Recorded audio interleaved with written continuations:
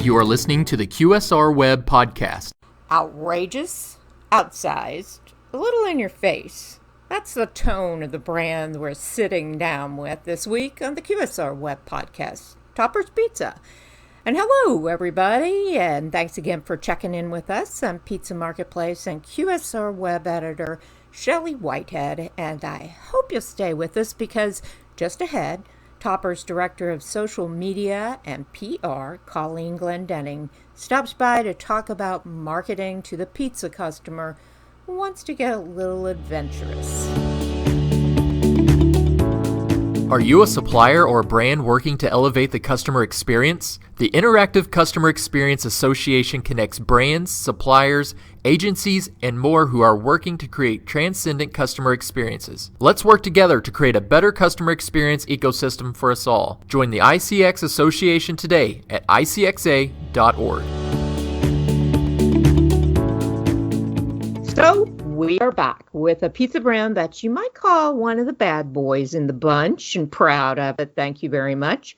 I speak, of course, of Topper's, a brand that flaunts its anti-authoritarianism and non-corporate nature every chance it gets, from the website that bears the statement that the brand believes, and I quote, "Decisions about what goes into your pizza should be made in a kitchen, not a boardroom," unquote, to its offbeat pizza variations and snacky side items, running the gamut from wings and pretzel bites, chopsticks, and other party food.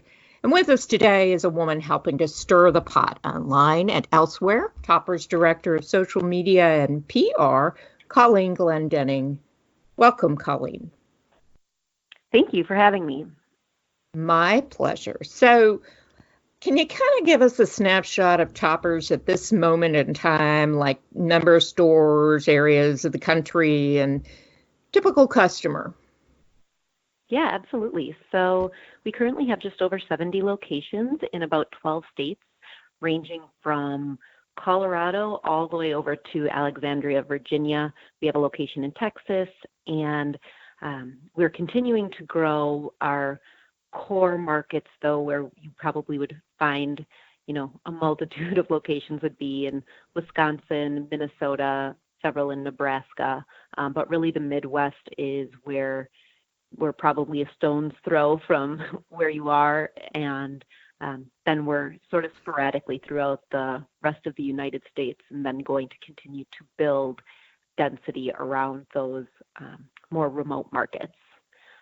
So in terms tell us a little bit about that Yep. typical customer for you all. Yeah. Our typical customer is somebody that loves exploring unique flavor combinations, but even if they're looking for a standard pepperoni or cheese pizza, they would demand excellence in flavor. So awesome cheesiness, never frozen cheese, handmade in-house dough, quality ingredients, sort of from top of the pizza to the bottom of the pizza, and all for a great value. Aha. So I think of this brand, as you probably heard me say just before, a little bit cheeky, with a lot of swagger, but always heavy on the fun. Is that an accurate read, or just how would you introduce Toppers around the room at a party full of pizza brands? No, totally right on. You really nailed it. We do have a lot of swagger.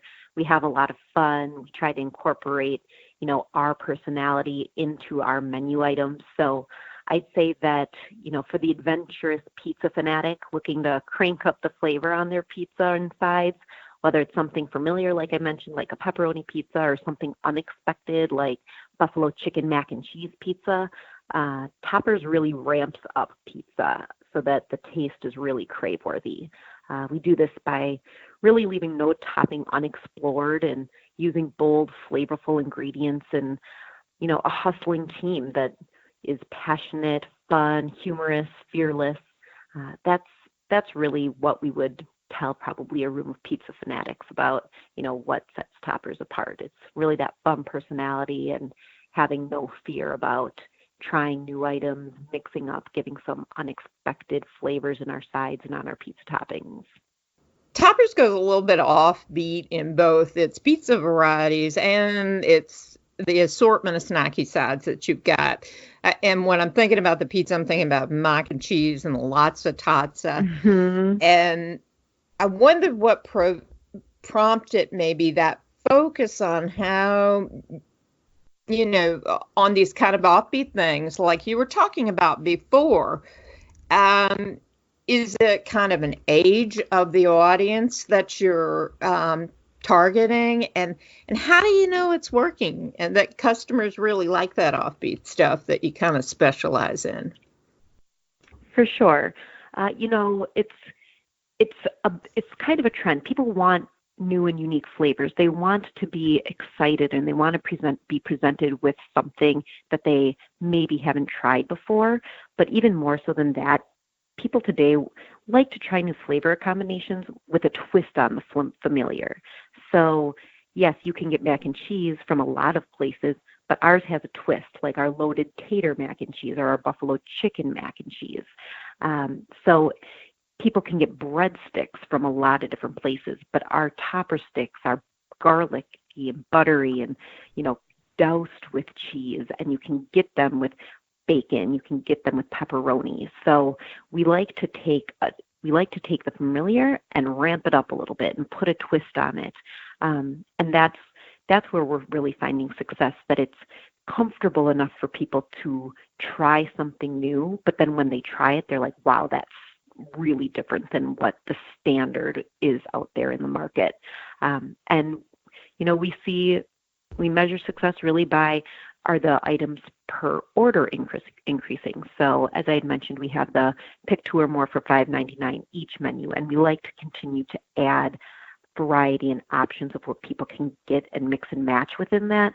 And when we introduce these new side items, the pretzel bites, the monkey bread, our single order of topper sticks with various toppings, when we introduce more, the number of items that people typically order increase. So that tells us that, yes, not only are they ordering what they were before, but they're adding on that monkey bread. They're adding on that baked mac and cheese to the order they might have originally been, ordering from us before we had those additional sides. So we also take a lot of customer feedback. My title, social media and PR, I hear a lot of customer ratings and reviews and what the voice of the customer is saying throughout, the internet. And really, we're getting a lot of great credit for these new sort of offbeat, as you had called it, side items that we're adding. How do you carry that, in your role over social media? How do you carry that kind of, the bad boy pizza identity forward through social media? It seems like a great place to project that kind of personality. Definitely. Food comes first, so we definitely like to use our social media platforms to show people the quality and the deliciousness that our menu items would give them. But then definitely a lot of it comes through in the tone, the way that we use Twitter, the way that we respond to customers, the way we respond to people who potentially just troll us on social media. It's definitely a place where our brand voice can come to life, depending on the social media platform that we're working on. So we like to poke fun at people sometimes, depending on what their commentary might be. But all in good fun. It's sort of, we're gonna say what other people are thinking is more the approach that we take when it comes to our tone on social media. It's a fine line, isn't it? It definitely is. It definitely is. Well, I wonder if finally we can talk a little bit about the absolute crowdedness of the pizza restaurant brand field today.